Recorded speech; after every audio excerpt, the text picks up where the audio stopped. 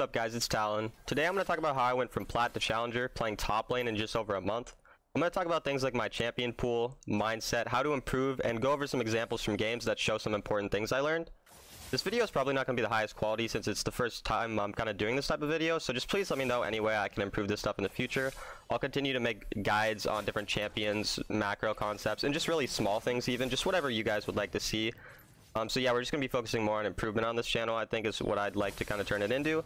So yeah, anyways, let's get right into how I reach Challenger on top lane. Alright guys, so the first thing that I'm going to talk about here is champion pool. I think this is an extremely important part about pushing on any role, really, is just deciding on your champion pool. And so I'm just going to talk about the way I decided.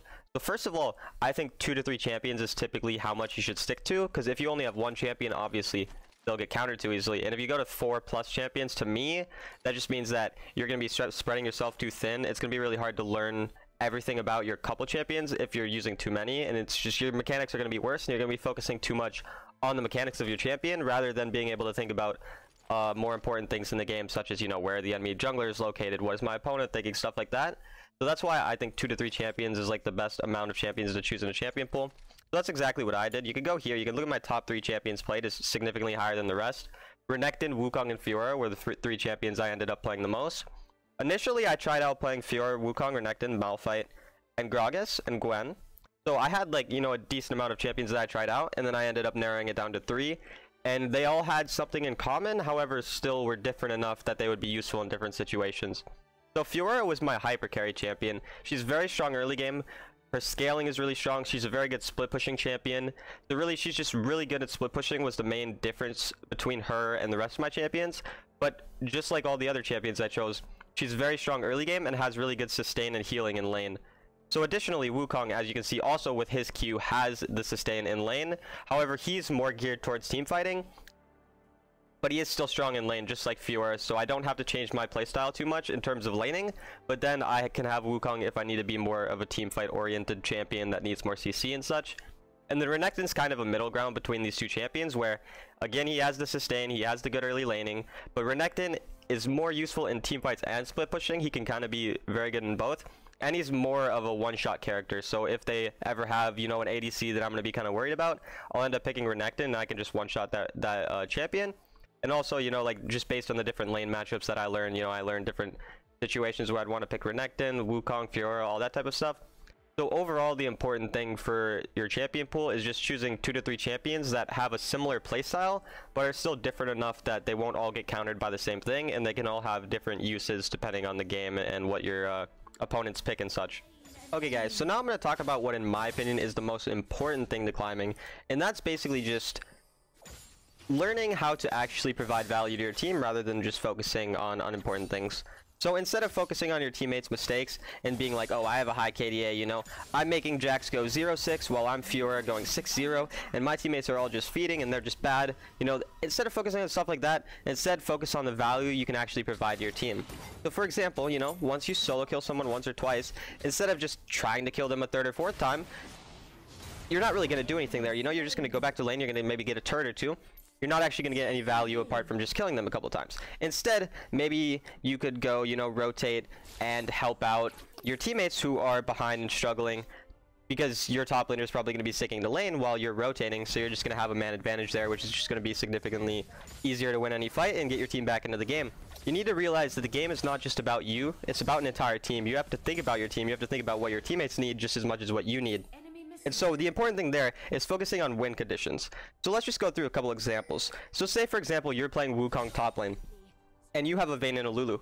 Your win condition in this game is probably the Vayne Lulu, because Vayne Lulu, when they get to the late game, can 1v9 pretty much any game. They're super strong late game.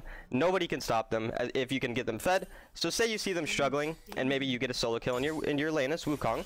Instead of just going right back to lane, once you have ultimate, maybe you can rotate, try to get that Vayne and that Lulu ahead. This way, when you get to the late game, they're going to be able to carry you through it, rather than just worrying about yourself, solo killing your lane opponent another 2 or 3 times, while your Vayne Lulu can just continue to struggle. You know, and then conversely, say you're playing Fiora. She's a very strong champion that can 1v9 games, and her goal is to carry through split pushing. So when that's your win condition, and you, say, have a Jhin Nautilus instead on your team, who are more of a weak side bot lane who don't need a ton of help, Then you can be like, okay, it's fine if my Jhin gets a bit behind. He's still going to be useful with his CC and his ult and everything. My Nautilus is still going to be able to provide CC. Then you focus on split pushing and getting your lead, pressuring turrets, and then trying to, you know, solo kill your lane opponent a lot. So just thinking about win conditions is very important. And then lastly, focusing on your teammates' mistakes is just going to make it a lot harder to play. Because obviously if you're thinking about the mistakes your teammates are making, you're not going to be able to think about where's the enemy jungler, what is my lane opponent doing, should I split push, should I help my team, all these types of things. So just overall, don't be a KDA player. Focus on the value you can provide to your team, focus on win conditions, and then focus on yourself rather than your teammates' mistakes. So here I'm going to take you through my thought process in just a few different lanes, starting with Darius versus Fiora. So what you want to start thinking about in every lane is simply what ability you think they're going to start and who has the level 1 advantage. So here I think that Darius probably starts either his first ability or his second ability. Most Dariuses will start their first ability, and I think when he has first ability started, I will have a big advantage here. 1, because Fiora always wins almost every lane, and 2, because I can simply dash into the Darius Q and then get an easy advantage through that. So I come here, I see Darius obviously, and I simply dodge his Q and then go in for an easy trade here. And this is going to just set me up for really good, where either he's going to lose minions here or he's going to get first blooded. So even if he ever walks up here now, I can take bad trades. Again, he misses his Q and it's just a free first blood.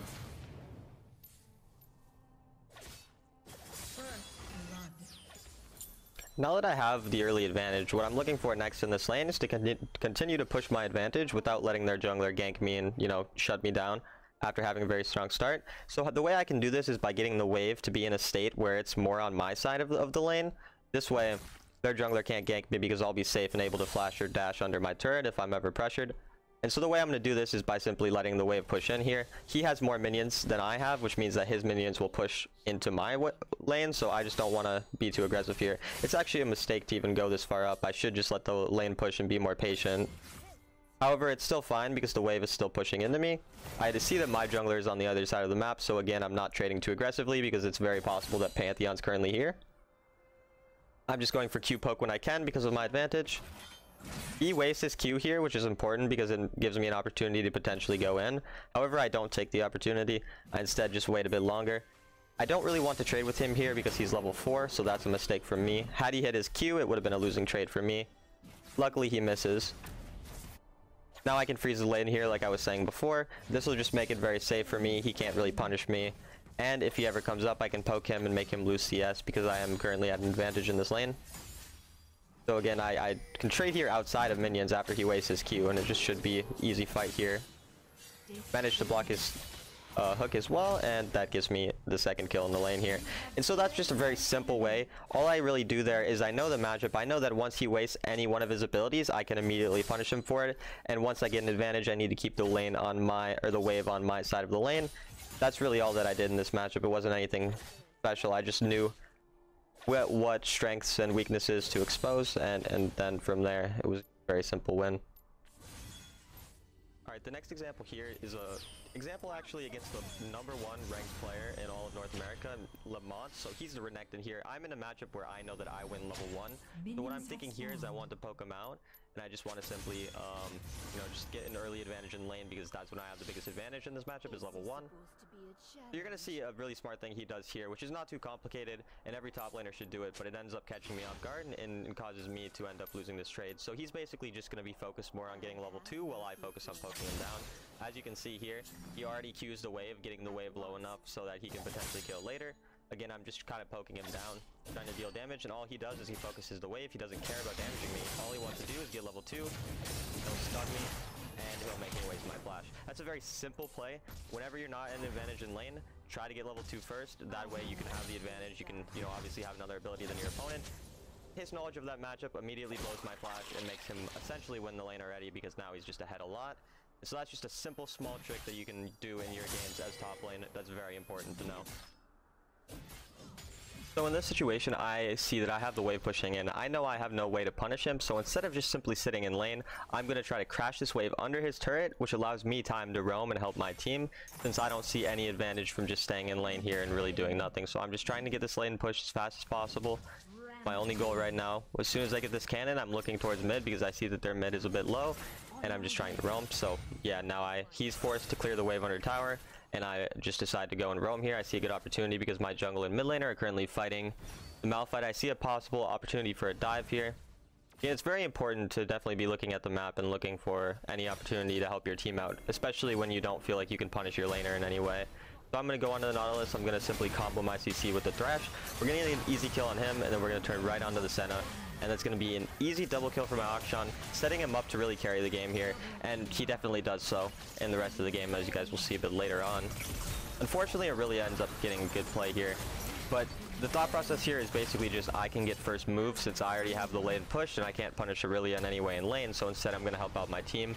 And this allows my team to get ahead and sets us up nicely for the rest of the game. Target priority is a very important thing to focus on, especially as an engaged tank in any situation. So here, I'm just trying to engage on the correct people, but you'll see a crucial mistake here that ends up losing us the fight, and that's engaging on the Nautilus here.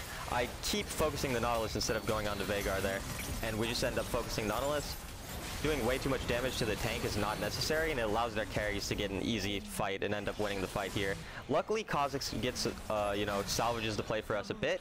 But had I targeted the correct people there instead of going directly onto their tank, we probably would have won that fight significantly easier instead of it being about an even trade. So target priority is definitely an important thing, targeting the carries, targeting the strong members of the enemy team, not targeting the tank like I did in that situation.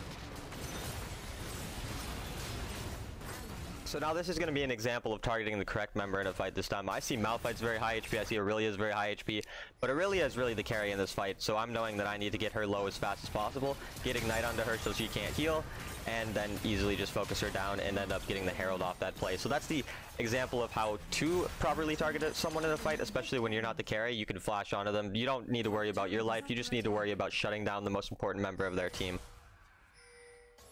Another crucial thing as a top laner is to make sure that you're rotating before your enemy so that you can get more value in a team fight. So you want to push out your lane in whatever side of the map you're on, and then immediately start rotating and helping your team out when you can, if you're not already in the lead. Of course, if you're in the lead, you can go for more of a split pushing style, but when you're not in the lead, you need to focus on staying and helping your team. So here I see Aurelia is in the bot side of the map, and I can simply just go and help my team and win this fight. I'm going to flash in. I don't care if I die. All that matters is getting them low enough so that my team can follow up and clean them up, and we do exactly that, killing literally I think 4 people in this fight, all because I'm there before the Aurelia, even though the Aurelia is much stronger than me.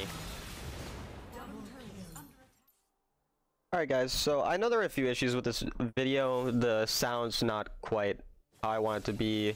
I'll definitely try to fix that in the future, getting the sound to be more just how I want it to be. But overall, just thought I'd provide this video to you guys just about kind of what I thought the most important things were to climb on top lane. Of course, there's going to be a lot that I can improve on in the future videos, so let me know in the comments anything that you'd like me to improve. Overall, I appreciate you guys for watching, and I'll see you guys later.